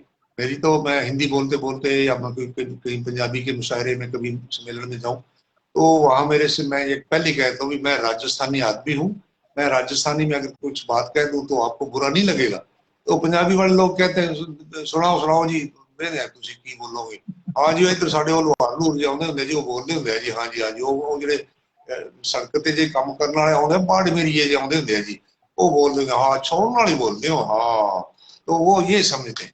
लेकिन राजस्थानी में जो चीजें है ना जी, वो अन्य जगह कहाँ मिलती हैं। राजस्थानी का जो शब्द भंडार है, राजस्थानी में एक एक चीज के इतने इतने पर्यायवाची शब्द हैं, वो सब मैं कमाल मान गया जी। भाई राजस्थानी में लाठी के 60 नाम, अच्छा, बरसात के, वर्षा के, वर्षा जो है मीह पैदा है, वो बरसात के 200 नाम भंवर सिंह सामोर उन्होंने लिख रखे हैं जी। पीटीआई है, वो माफ करना, प्रिंसिपल थे चूरू में सरकारी कॉलेज के, तो उन्होंने इधर उधर से संग्रह करके राजस्थानी के शब्दों का भंडार इकट्ठा कर रखा, बरसात के 200 नाम। अब 200 नाम आप अपन, अंग्रेजी में तो सिर्फ एक होता है जी, रेन। रेन अपने अपनी भाषा में कितने ढूंढेंगे, 8 10 15 20 कर लेंगे ज्यादा से ज्यादा। लेकिन उन्होंने किस समय आती है बरसात, उस समय का अलग अलग नाम है। सुबह आती है 4 बजे आती है तो उसका नाम और है, दिन उगने के बाद आती है तो और है, दिन छिपने के बाद आती है तो और है, रात को आती है और है, आधी रात को आती है और है, जब मोर बोलते हैं तो उसका नाम और हो जाता है, धीरे धीरे आती है और हो जाता है, रुक रुक के आती है उसका नाम और हो जाता है, पड़ंगा जोड़ अलग है, बूंदाबांदी जिसको बोलते हैं वो और है, मूसलाधार और है। तो इस प्रकार से बहुत, इस राजस्थानी में जब हम इसके अंदर जाते हैं, राजस्थानी के सुनना चाहते हैं इसको, गुरु ग्रंथ साहब में जो ट्यून है, जो शैली है, जो लय है वो राजस्थानी है। आप कोई भी दोहा उठा करके देख ले गुरु ग्रंथ साहिब में से, वो आपको राजस्थानी पुट का ही मिलेगा। गुरु जी, एक बात यहाँ सामने आती है कि इतना सहजता से काम करते हुए आप कहाँ कहाँ तक पहुँच गए हैं। और उसमें एक बात अपने आप ही लोगों को सीखने को मिलनी चाहिए आपके जीवनचर्या से, कि हर आदमी कहता है यार मेरे कन्ने तो जीण को मरन को ही टाइम को नहीं, मैं क्या हाँ करूं, मरन को ही टाइम को नहीं, क्या करूं है। उनको कोई थोड़ा सा काम बता दो कि ना जी भाई अपने कन्ने टाइम को नहीं, मरन को ही टाइम को नहीं, अपने कन्ने तो रहने दो, को नहीं काम करा आपा। लेकिन ये सारी चीजें अब 2 दर्जन से करीब पुस्तकें आपने, अच्छा फिर उसके बाद क्या है कि साप्ताहिक आपके कॉलम भी चलते हैं, जी अखबारों में चलते हैं, जी। और इसके अलावा भी बहुत कुछ है। और और भी मेरे जैसे भी आपके इर्द गिर्द हैं कि जो कुछ ना कुछ लिखते हैं, और निश्चित रूप से आपसे कोई राय मशवरा जरूर लेते रहे होंगे, और अभी भी उनको भी आप समय देते हैं। तो आपके पास कितने घंटे का दिन है, ये कैसे मैनेज करते हैं आप? हाँ, हो जाता है। मैं सफर में भी फोन कर करके वो लोग पूछते रहते हैं। मैं कभी किसी को निराश नहीं करता। थोड़ा सा ही प्रसिद्ध हो जाता है ना जी आदमी, उसकी किताबें आ गई या उसका कवि सम्मेलनों में मांग होगी या उसके लेख छपने लग गए अखबारों में, तो वो थोड़ा सिर सूझ जाता है उस आदमी। लेकिन मैं जैसे जैसे भी ये चढ़ाई ईश्वर ने दे दी, तो उतनी नम्रता मैं अपनाता हूँ। तो मैं नए लड़के जो मेरे पास, चाहे वो अपने जिले के हैं बाहर के हैं, मेरे से पूछते रहते हैं, क्योंकि हर एक आदमी उनको बताता नहीं है। कोई अगर किसी ने कविता लिखी है, बिल्कुल हल्की कविता है, वो लोग पूछते रहते हैं। पिछले दिनों मुझे एक बहुत बड़े अधिकारी ने, अपनी एक कविता अधिकारी ने सिर्फ मेरे पास भेजी, बहुत बड़े अधिकारी, जिले के थे, तो IAS अधिकारी है। उन्होंने मेरे पास कविता भेजी कि तो जी छोटी, इसको एक तो बड़ी करनी है, मैं गाऊंगा। तो फिर मैंने टाइम दिया, उसमें लगभग पूरा दिन ही लग गया और कविता को बनाया, फिर उन्होंने गा दी और बड़ी अच्छी लगती है। तो इस प्रकार से, अच्छा बिल्कुल नए बच्चे जो अभी स्कूल में पढ़ रहे हैं, वो कविता लेकर के आ जाते हैं, डायरिया लेकर के आ जाते हैं कि जी अपने इसका संशोधन करें। तो मैं जानता हूं कि बहुत सुधार की गुंजाइश है, और बहुत। उनको निराश नहीं करके मैं जरूर उनका हौसला अफजाई करता हूँ। समय की कोई मेरे पास कमी नहीं है, समय बहुत है। हाँ, समय योजन करना जरूरी है गुरुदेव। हाँ हाँ हाँ, अच्छे काम के लिए समय निकलता ही है, निकाल लेना चाहिए। वो तो अगर कोई ये कहता कि नहीं नहीं जी मेरे पास तो समय नहीं है, मरने का समय नहीं है, रोने का समय नहीं है, वो कविता भी है मेरी। एक दोस्त के कने दूसरो दोस्त आयो और आम तो ही बड़ा उड़ाणो टिकायो के यार सारा दिन काम ही काम में सिर खपाओ हो, कदे मेरे घरे मिलन को नहीं आओ हो। तो घर दोस्त बोले तन्ने लाग रही है मिलाप करने की, और अठे फुर्सत नहीं है मरने की। इतो सुन के भी घरड़ी बाजी बाजी आई कि अभी अभी मैं करी है घर की सफाई, और अब नंबर लगाऊंगी कब धोने का। पति देव जी मर ना जाइयो, मेरे को टाइम नहीं है थाने रोने का। तो लोगों के पास तो इस प्रकार से टाइम नहीं है, लेकिन वो सब फंड करते हैं। अगर वो कहते हैं कि हमारे पास नहीं जा, किसी दूसरे के लिए टाइम ही नहीं है, तो वो बात उनकी अच्छी नहीं है। टाइम देना चाहिए। छोटे बच्चे भी सीखेंगे कैसे? हमें भी तो किसी ने सिखाया है ना जी।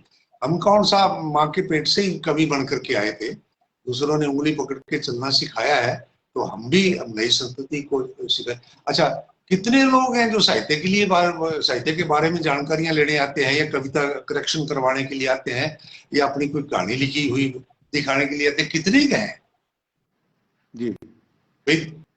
इस पे तो जिसकी दिलचस्पी होगी वही आदमी आएगा। तो बहुत कम लोग हैं साहित्य की तरफ जिनका रुझान है। नए बच्चों का तो बिल्कुल ही नहीं, वो जानते नहीं ये भी कोई काम है क्या। ये वो ये नहीं समझते, ये भी इसमें आगे प्रॉफिट क्या होगा, मुझे क्या बनेगा मिलेगा। लोग पैसे की तरफ सोचने लगे। छोटे बच्चों की सोच भी यही होगी, ऐसी नौकरी लें जिसमें पैसा शुरुआत में ही आने लग जाए। 20 साल के हुए नौकरी मिल जाए बस, शादी हो जाएगी। नहीं नहीं है नौकरी तो मिलेगी नहीं छोकरी।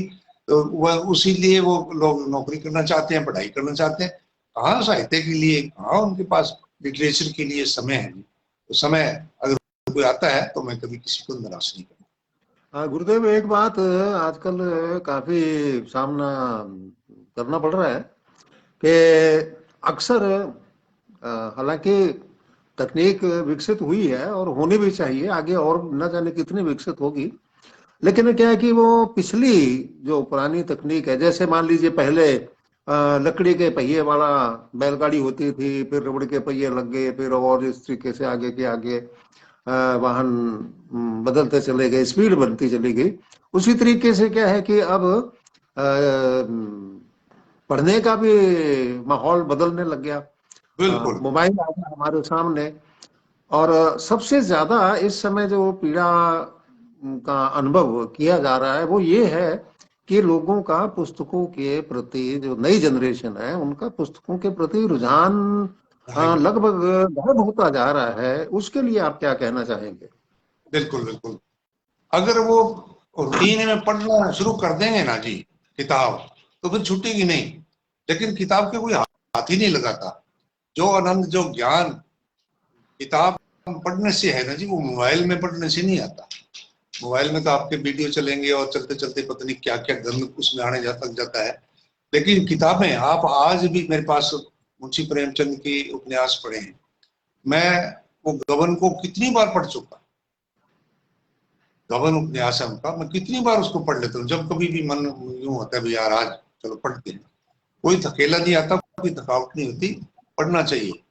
और हम तो जब पढ़ाते थे तब भी हमारे तो ऑफिस में ये एक स्लोगन लिखा रहता था कि 1 घंटा पढ़ाने के लिए 4 घंटा पहले तैयारी करनी चाहिए।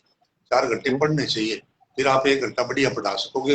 पूर्व तैयारी होनी चाहिए आपकी 4 घंटे, तब जाकर के आप अपने उस पेशे के साथ न्याय कर सकोगे। तो बच्चों से भी मैं यही कहता हूँ, बिल्कुल छोटे बच्चे हैं, आज 2 साल का अगर बच्चा है तो उसके हाथ में मोबाइल दे देती है मम्मी, इसलिए कि वो तंग करता है, खाना नहीं बनाने देता, या मैंने जो काम करते हैं कपड़े नहीं धोने देता, तो चलो उसको मोबाइल दे करके बिठा देते हैं। तो ये उसको जहर दे के बिठा रहे हैं हम, उसके कांटे बीज रहे हैं उसके जीवन में। उसको लत लग जाएगी, उसकी आंखें खराब हो जाएंगी, उसका दिमाग की नाड़ियां सिकुड़ने शुरू हो जाएंगी बचपन में ही।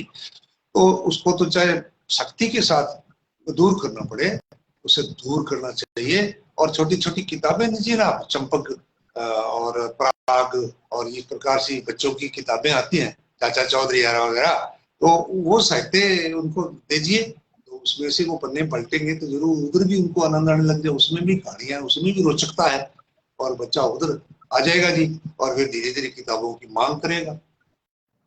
किताबें जी। सिर्फ अलमारियों में सजा चीज नहीं होती, वो किताबें तो सराफ दे देती हैं जी। अगर अपने शीशे में सजा के रख देते हैं ना, तो वो किताबें शराब देती हैं। तो किताबों को खोल करके पढ़ना भी चाहिए। किसी दोस्त ने आपको किताब भेंट करी है, किसी लेखक ने आपको किताब दी है, ऐसा प्रेम भेंट, उसने लिख करके नीचे साइन करके आपको दी है, आपसे पैसा नहीं लिया। आजकल किताबें खरीद के कौन पढ़ता है? अगर कोई खरीदता है तो पाठक नहीं होता बनता, वो खरीदार ही रह जाता है। तो पाठक तो कोई बनता ही नहीं आजकल, पाठक तो है ही नहीं है जी। सब दर्शक हो रहे हैं जी मोबाइल से, इसमें सब देखते हैं, दर्शक बन रहे हैं। तो पाठक बनिए, और किताबों को खोल करके पढ़ेंगे तो घर में बरकत आएगी जी। मैं तो यही कहता हूँ, खुशहाली आएगी अगर किताबें आपको वरदान देंगी।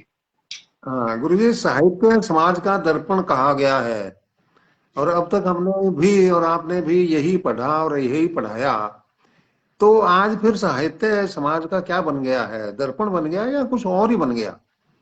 साहित्य तो समाज का दर्पण ही रहेगा, होना चाहिए सद साहित्य। आदमी, लेखक जो है, साहित्यकार जो है, वही चीज उसमें लिखेगा जो समाज में घटित हो रही है। अब नई चीजें आ रही हैं तो वो नई चीजें लिखेगा। हम जैसे लोग पुराने हैं, मैं बहुत कोशिश करी, मैं शहरों पर भी कहानियां लिख लूं, शहरों पर कविता लिख लूं, पर ना जी, कोशिश करने के बावजूद भी गांव की बात आ जाती है। वही गांव के अंदर जो आज से 60 साल पहले, 50 साल पहले की जो बातें थी, जो हमने बुजुर्गों से सुनी है, पैदल यात्रा किया करते थे, इसके पास पैसा होता था, चांदी का रुपया होता था, किसी के होता तो दिखाने लेके जाते थे, देखो हमारे घर में ये पैसे हैं, चांदी का रुपया होता था। हमारे घर में भी रुपया है। मेरे जिस गांव में मैं बात करता हूँ वहां मेरे एक पड़ोसी था, उसने कहा कि मैं मेरी लड़की की शादी में एक पैसा खर्च नहीं करूंगा और 2 लड़कियों की शादी करूंगा, एक भी पैसा खर्च नहीं करूंगा। तो मैं भी कहा यार ये कैसे करेगा। वो मेरे को प्लान बताता रहता था, बुजुर्ग आदमी था, मेरे से बहुत बड़ा था। ये करूंगा, मैं ये करूंगा, घर में मेरे बेसन है, मैं लस्सी मांग के ले आऊंगा, अचार मांग ले आऊंगा, कड्डी रांधूंगा और मैं कुछ नहीं करूंगा। और चलो जिसकी लड़की की शादी होगी। बाद में फिर वो आया, मैंने कहा जी बिना पैसे की शादी कर दी। बोला यार कटे कर दी, 85 रुपया फिर भी लाग गया 2 छोरियों के ब्याह में। अच्छा। हाँ 85 रुपए फिर भी खर्च हो गए, वो बामण दादे ने देने पड़े, वो बने जी, वो सगुन देने पड़े जी, वो करना पड़ गया जी, फिर भी करना पड़ गया यार। तो मतलब वो पुराने आदमी जब बात करते हैं तो उनकी बातों में बड़ा रस होता था, मुड़ मुड़ करके बात अपनी वही आ जाती है। पुराना जमाना अच्छा था। अब ठीक आधुनिक लोग कहेंगे कि यार आप तो पुराना का राग लेकर के बैठे हो। इंदिराज जी गोटिया साहब ये कह रहे हैं कि पुराने दिनों की बात ताजा करवा के, धन्यवाद आपका, याद करवा दी पुरानी बात। बिल्कुल वापिस सभी चाहते हैं जी अपने गोटिया जी, लेकिन क्या करें। एक मैं माफी मांग लूं, बहुत सारे मित्रों की बड़ी बड़ी अच्छी कमेंट्स आ रही थी, लेकिन अगर मैं कमेंट पढ़ने लग जाता तो फिर वो इतनी अपनी बातें हो नहीं पानी थी, इसलिए मैंने भी पढ़ नहीं पाया मैं उनको, और आप भी नहीं पढ़ पाए, अपनी बातों में इतने तल्लीन हो गए, मशगूल हो गए, इतने व्यस्त हो गए कि अपने उन चीजों को पढ़ नहीं पाए। तो किताबें जरूर पढ़नी चाहिए। फोन जो था, फोन बहुत अच्छी चीज है, अथाह समुंदर है। इसमें जितनी बार जितनी गहरी डुबकी लगाएंगे उतना अच्छा ज्ञान मिलेगा, ज्ञान का भंडार है। पर इसका इस्तेमाल सही होना चाहिए, इसका यूज सही होना चाहिए, तब तो ये बहुत ज्ञान है। कोई भी चीज आप इससे पूछ रही है ये बताएगा, लेकिन अगर इसको गलत तरीके से इस्तेमाल करेंगे तो आपको ये वैसा बना देगा। तो लोग लेकिन ये ज्यादा हो गया, अब बच्चे बिगड़ गए तो लोग कह देते हैं कि फोन ने बिगाड़ दिए, और अगर फोन बिगड़ गया तो कह देंगे बच्चों ने बिगाड़ दिया, तो मामला वही रह जाता है। वो बिल्कुल सही बोल रहे हैं आप। और अपना तो जैसे पहले रेडियो एक होता था गांव के अंदर किसी मोहतबर के पास, तो सारा गांव इकट्ठा होकर सुनता था। बाद में टीवी के साथ वही घटना हो गई। और अब तो क्या है कि हर एक आदमी की जेब में सब कुछ है, दुनिया मेरी जेब में है। और लेकिन फिर भी एक बात जो है, बहुत बार गांवों के अंदर जाना होता है, कभी सुबह भी जाना होता है, दोपहर में भी, शाम को भी, क्योंकि आना जाना बना रहता था। एक जो चीज है वो आज तक भी लगातार जारी है, उसके अंदर कोई तू तड़ाक नहीं है, कोई फेरबदल नहीं है। वो है घर के सामने चौकी, और उस पे बैठे हुए गांव के कुछ मोहतबर लोग, बड़े छोटे सब तरह के। ये एक बहुत तकड़ा एक क्या कहें इसको, रेडियो स्टेशन कहें या क्या कहें, दूरदर्शन केंद्र बिल्कुल कहें, बिल्कुल उसके ऊपर शुक्र है ये चीज अभी गांवों में बची हुई है।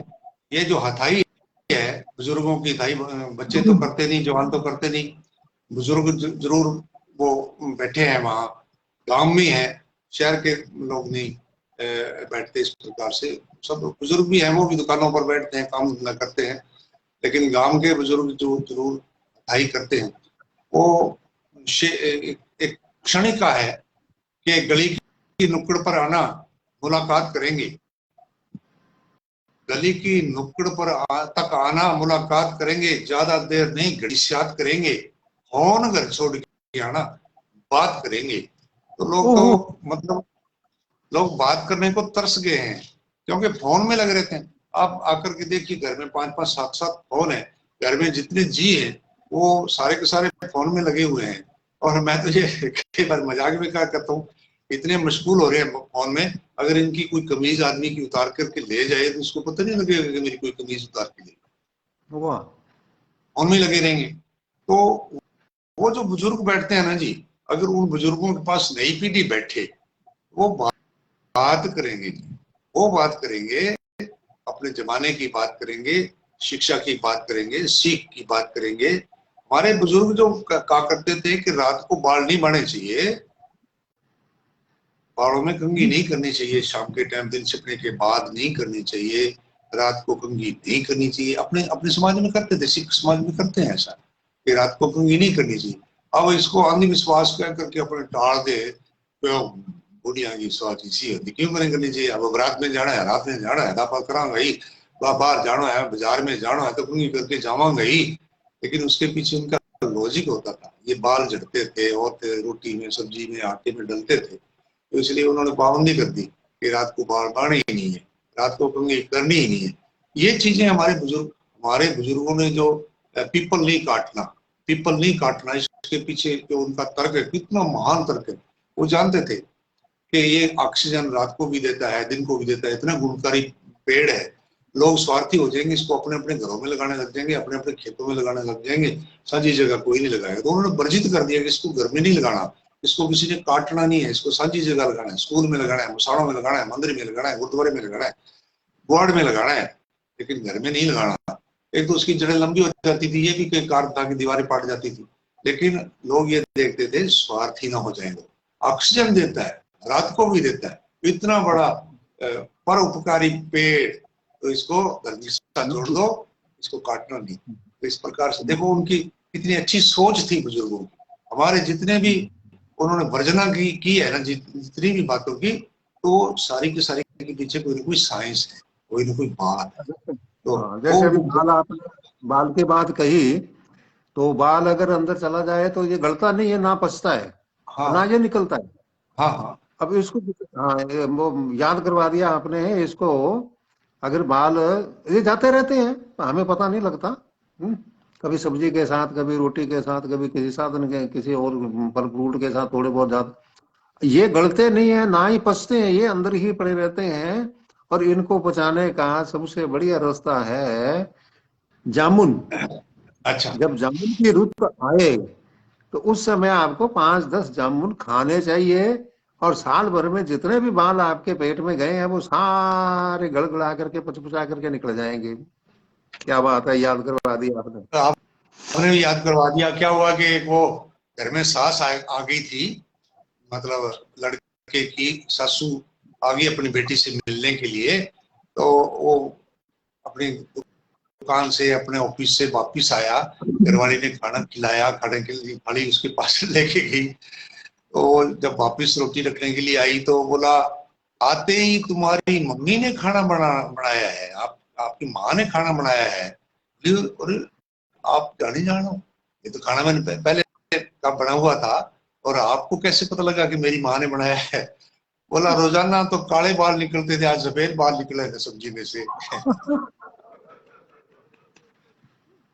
तो ऐसी ये, ऐसी चीजें होती तो देखो आप बुजुर्गों के पास। हाँ, और बुजुर्गों के हमारे पास ज्ञान है। कहने वाले चाहे उनको मजाक करके कह दें कि जी सीसीटीवी कैमरे हैं जी गांव के, ये हरों की चुगली करते हैं, आती जाती औरतों को ताड़ते हैं।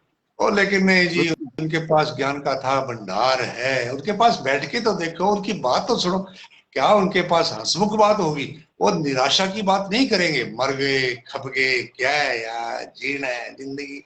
जबकि हो सकता है वो निराश भी हो, घर से उनके दुत्कारा जाता हो, उनकी घर में कदर नहीं होती हो, उनकी जीवन साथी नहीं रही हो, तो वो दुख सुख किसके साथ करें।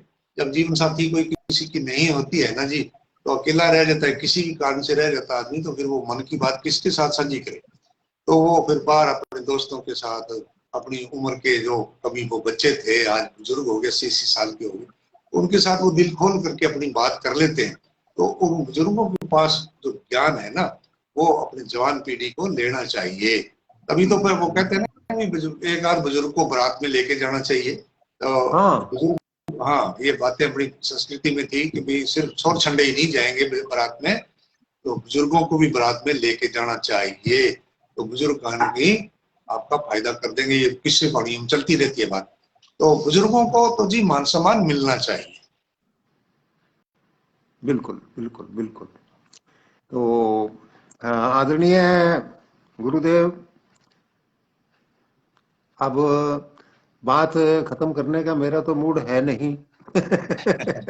क्योंकि अच्छा, हमारे दर्शकों का लग रहा है हाँ कि, क्योंकि ऐसी बातें हैं कि ये नहीं मिलने वाली हैं, और जिनसे मिलने वाली हैं उनके पास बैठने का समय नहीं है। हाँ अच्छा, आप हाँ चलते चलते एक बात जरूर आपसे शेयर करवाना चाहूंगा कि अक्सर क्या है कि कुछ लोग लिखा पढ़ी करते हैं, लेकिन वो किताब छपवाने से डरते हैं। हम्म। उनके लिए आप क्या कहना चाहेंगे? जी देखो जी, उनको अपने स्तर का ध्यान होना चाहिए कि मैंने जो लिखी है सिर्फ स्वांत सुखाय है या परहिताय है। ये दो शब्द हैं, स्वांत सुखाय। अपने सुख के लिए मैंने तो मेरे लिए लिखी है, दूसरे बाद में जाए, मैंने मुझे अच्छी लगती है। ऐसे लोग लिख के रख लेते हैं, कागज काले कर लेते हैं, डायरिया भर लेते हैं, मेरे को अच्छी लगती है। लेकिन कुछ चीजें होती हैं जो दूसरों को अच्छी लगे, रचना वही अच्छी होगी जो दूसरे पढ़ करके आनंदित हो, दूसरों को ज्ञान मिले, दूसरे का ज्ञान होगा। वाह यार क्या बात। अगर ऐसी रचना है तो उसको छपाने में कोई घाटा नहीं है, छपाइए, लोग उसको खरीदेंगे, पढ़ेंगे। और देखो आजकल किताब छपानी महंगी होगी जी, 30-35 हजार रुपया एक किताब पर लग जाता है जी। और ये तो घरफूक तमाशा है।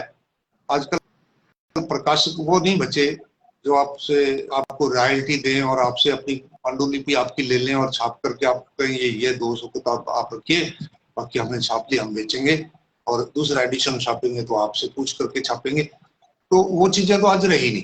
बड़े बड़े नामवर कवि जो है, साहित्यकार जो है, वो अपनी जेब से पैसा दे करके छपवाते हैं। ये विडंबना है। साहित्यकार वैसे का वैसा कोरा रह जाता है, घर से खर्चा कर बैठता है और प्रकाशक उसमें से कमाई कर जाते हैं। किताब छपानी है, पहले तो आप उसका एक खुद को तो अच्छी लगती है, हर एक माँ को अपना बेटा अच्छा लगता है, लेकिन आप अपनी किताब, अपनी पांडुलिपि किसी दूसरे साहित्यकार को दिखाइए, एक को नहीं, दो को, चार को दिखाइए। अगर वो प्रोत्साहन करते हैं, आपको देते हैं कि वाह यार ठीक है, ये छपने के लायक है, तो फिर आप किताब छपवा लें, देख लें। जब तक आपकी किताब छपती नहीं है ना जी, तब तक खुद को लगता नहीं कि मैं साहित्यकारों की लाइन में बैठने के योग्य हो गया, साहित्यकारों के साथ में बात करने के लायक हो गया। आपने लिख करके रख रखा है, डायरी में लिख रखा है या कहीं कागजी इधर उधर पड़े हैं, पुलंदे आपने भर रखे हैं, आपका वो कॉन्फिडेंस ही नहीं बनेगा।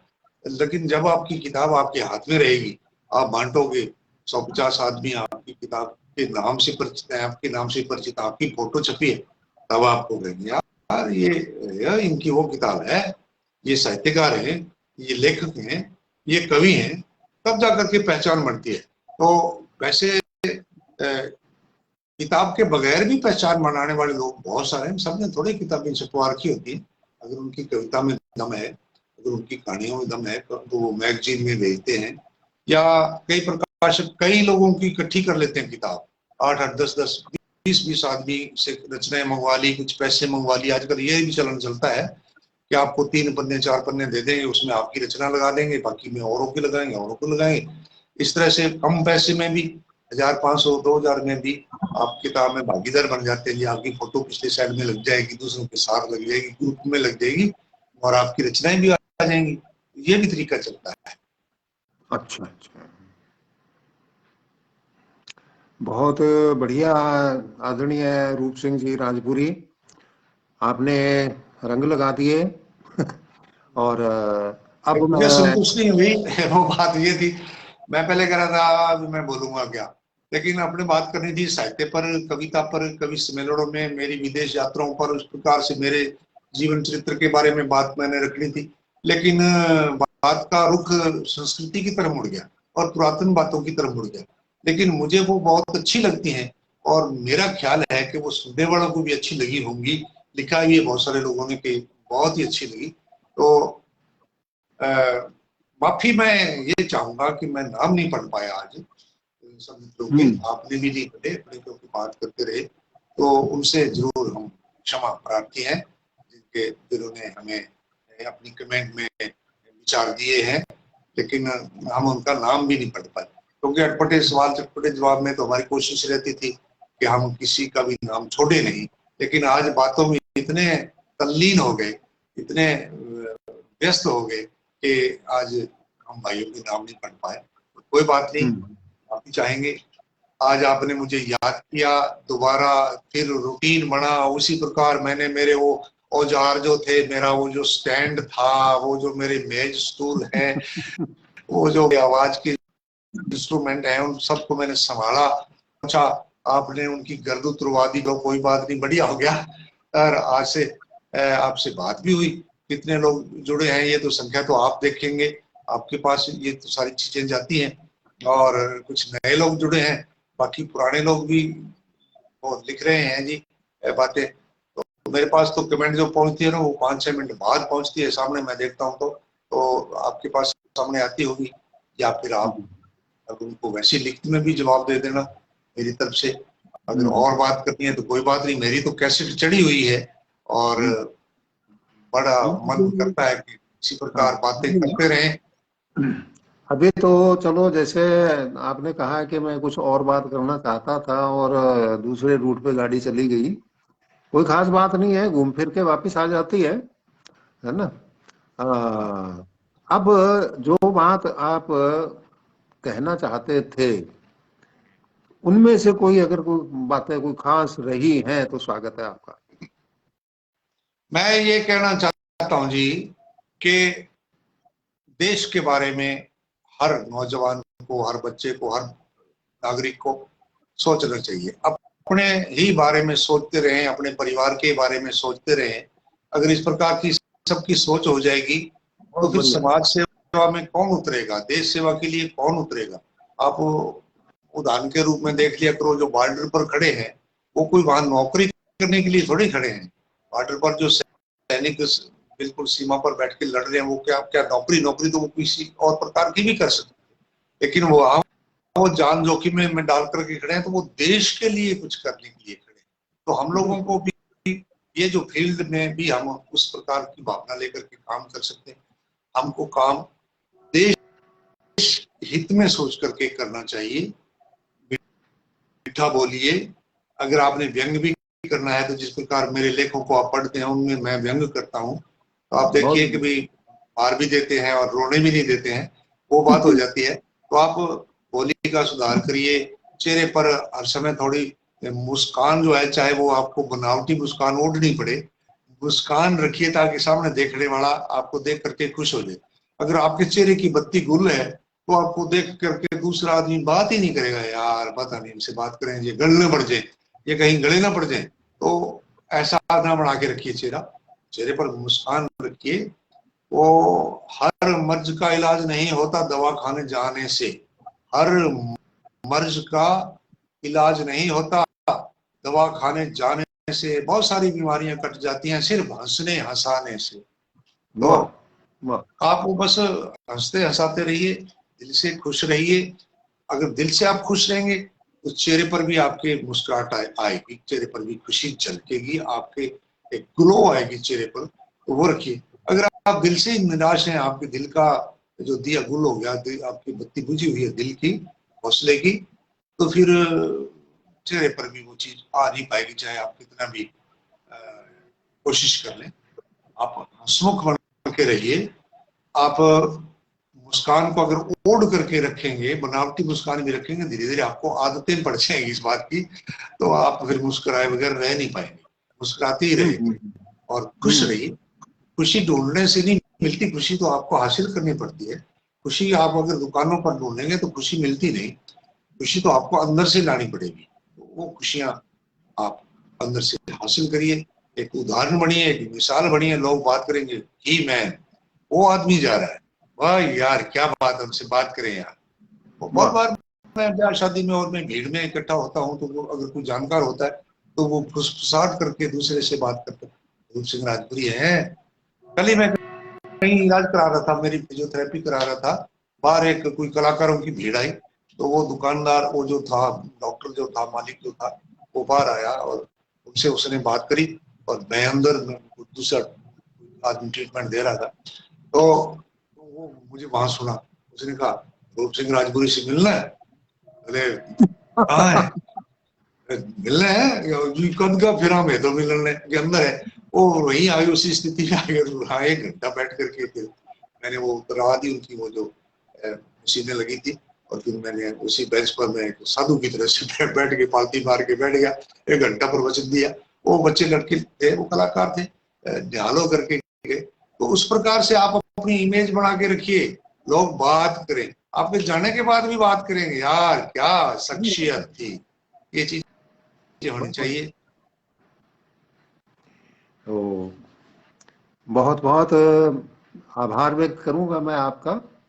और आज आपने अपने व्यस्त समय में से समय निकाला, और अभी तक संख्या घटी नहीं है दर्शकों की, जैसे अप डाउन चलती रहती थी। मैंने आपकी ये सूचना डाली थी, 2,500 से ज्यादा तो उस सूचना को ही लोगों ने देख लिया था कि रूप सिंह जी संडे को 8 बजे आ रहे हैं। ये सूचना मैं आपको दे दूं। और कृतज्ञ बाकी हूँ मैं, आपके दर्शकों का कृतज्ञ हूँ। और बहुत दूर दूर से देख रहे हैं। जगसीर सिंह जी कलाड़ा मेरे सामने पड़ी है इनकी कमेंट। अब पता नहीं उन्होंने कब लिखी थी। दोवें शख्सियतां नूं सत श्री अकाल। बिल्कुल जी कलाड़ा जी, आज चलो इस बहाने से मिलना हो गया, कई दिनों से बात अपनी हुई नहीं। तो बाकी मित्रों के भी मैं चाहता तो था कि भोला सिंह जी ने काफी चीजें लिखी हैं, आज कमेंट्स लिखी हैं। लक्ष्मी नारायण जी साइकिल साहब भी आगे हैं, ये खेताराम जी गोदारा साहब भी हमारे सामने हैं। तो लक्ष्मण भाटी जी भी काफी देर से हमारे साथ हैं, कह रहे हैं कि मजेदार अनुभव आपने साझा किए। जी मजेदार मान लें या कैसे भी मान लें, मतलब अनुभव है मेरे, वो मेरे साथ बीते हैं, क्योंकि उम्र मेरी भी खासा हो गई। तो उम्र में आदमी को तजर्बे मिलते हैं। जैसे मैंने शुरू में शेर बोला भी, जिंदगी ढूंढने के लिए निकला था, जिंदगी तो नहीं मिली लेकिन तजर्बे बहुत मिले। तो बिल्कुल मिले। तजर्बे आदमी को मिलते हैं और उनका संग्रह करके हम रखते हैं। तो डॉक्टर नगेंद्र कौर जी ने भी विश्वानंद जी के बारे में, संग्रिया ग्रामोफोन विद्यापीठ के बारे में अपनी बात लिखी है। धन्यवाद बहन जी। राजेंद्र सारस्वत साहब बंबई से हमारे भाई हैं, बड़े भाई हैं हमारे, बहुत अच्छे लेखक हैं, कॉलम निगार हैं, स्तंभ लिखते हैं अखबारों में। राम कुमार रिवाड़ साहब भी हमारे साथ हैं और बड़ी अच्छी अच्छी बातें हमारे लिए उन्होंने लिखी हैं। Bhagirath ji Jaipal ji, R N Dara ji scout guide में कह रहे हैं कि जी आपने प्रशिक्षण दिया था हमें डाइट चूनावट में। बिल्कुल जी। आजकल के नए बच्चे हैं वो तो गुरुजी के पास से निकल जाते हैं जी, उनको सिखाया नहीं जाता कि नमस्ते करनी है। लेकिन जो हमारी पीढ़ी के शिष्य थे, जो 90, 92, 95 में, 2000 में, 2005, 10 तक जो थे, तो वो जरूर पैरों के नीचे झुकते हैं जी। तो तब हम समझ जाते हैं कि जरूर हमारी पीढ़ी का शिष्य है ये, आज का नया नहीं। तो नए तो अपनी गाड़ी में बैठे होते हैं पिताजी के साथ या नौकर के साथ, ड्राइवर के साथ। वो गाड़ी में से अगर वो हाथ हिला दें, हेलो, यही कहते हैं, इतनी बहुत है। लेकिन पुराने जो है पुराने जो है ना जी, वो बड़ा आनंद आता है। मेरे एक शिष्य, मैं जयपुर में एक होटल के बाहर निकल करके वो टेम्पो का इंतजार कर रहा था। तो अंकड़ा तो सायरन बजाती हुई 3 गाड़ियां आई, उन पर बत्तियां लगी हुई थी। तो अगली गाड़ी आगे निकल गई, लेकिन बीच वाली जो गाड़ी थी वो रुकी मेरे बराबर आके, और एक बार आगे चली गई, फिर पीछे आई।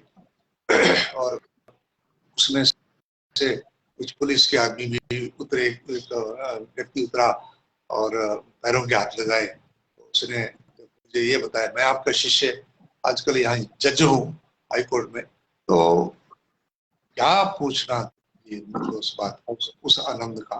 तो वो लोग मतलब सम्मान जब गुरुओं का करते हैं ना जी, वो उनका खुद का भी सम्मान बढ़ता है।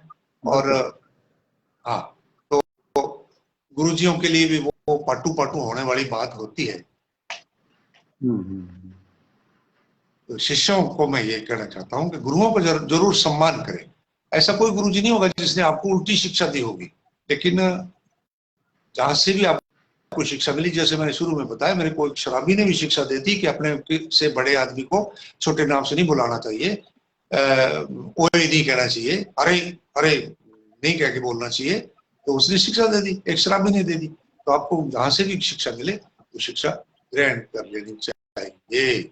डूंगर राम अनिल गोटवाल जी भी जी, आगे हैं आपके पड़ोसी। धन्यवाद।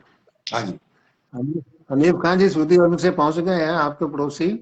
हाँ बिल्कुल बिल्कुल, पिछले दिनों आए थे यहाँ और तब मिले थे। मैं इनका स्वागत करता हूँ। जी बहुत बहुत अच्छा लगा आपसे इतनी सारी बातें करके। बातें और बहुत सारी बाकी पड़ी हैं। और मैं आपसे फिर से निवेदन करूंगा कि एक बहुत तकड़ा विषय अभी अछूता रह गया है, हाँ उसके बारे में आपको चर्चा करनी बाकी है। और क्योंकि भेंट वार्ता एक अलग चीज होती है, ये भेंट वार्ता नहीं है, ये सहज चर्चा है, ताकि सहजता बिल्कुल से बिल्कुल, आदमी। शायद भी बातें निकली हैं अंदर से। और जो गुरुदेव सहजता से जो बात कही जाती है वो सहजता से असर करती है, और पूरा असर करती है और लाभकारी होती है। जैसे मंच के ऊपर अगर कोई अपने कोई नाटक देख रहे हैं, उसका असर बहुत जबरदस्त पड़ता है। फिल्म के अंदर तो क्या कि एक गाने में 50 कपड़े बदल लेते हैं, उसका असर उतना थोड़ा ही पड़ता है। नहीं, तो नहीं, सहज चर्चा बहुत ही अपीलिंग होती है। और कमेंट देख तो रहा था मैं बीच बीच में, लेकिन बहुत प्रभावित किया है। आप इसको बाद में भी पढ़ेंगे या रिप्लाई करेंगे तो आपको सारा पता लग ठीक, जाएगा, मैं भी रिप्लाई करूंगा। हाँ, एक जो बहुत ही महत्वपूर्ण विषय रह गया है, वो अगले किसी अंक में आपको मैं फिर से सादर आमंत्रित करूंगा। उस विषय पे फिर से हम चर्चा करेंगे।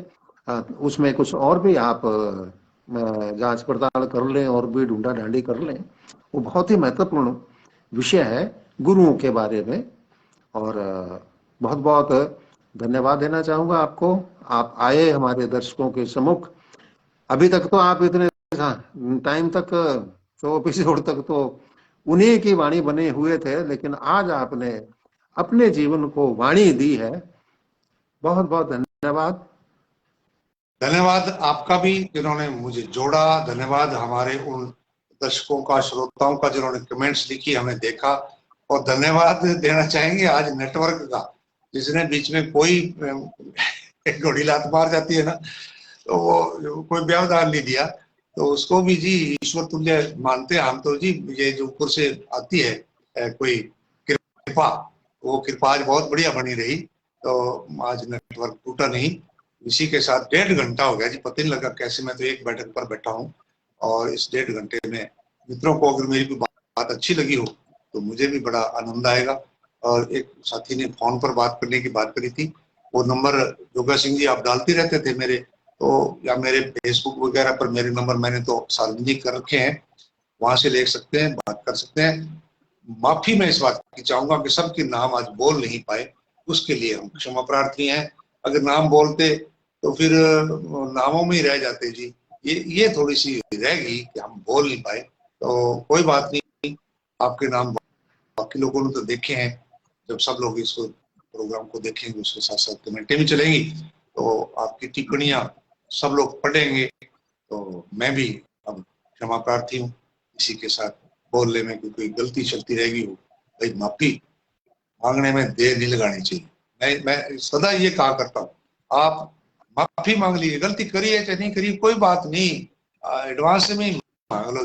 हो सकती है, आदमी है ना, बुलड़हार है आदमी, तो आदमी से गलती हो सकती है।